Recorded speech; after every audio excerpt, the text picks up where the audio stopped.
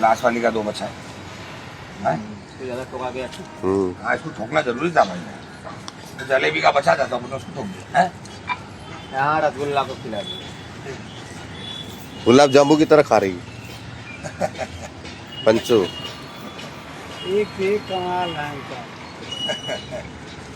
चाचा सब पुराने व्यापारी है भाई, आजकल। बहुत मेहनत करना पड़ता है जब 100 रुपए लीटर दूध बिकता है। बस बंद कर दे। हाँ पंचो।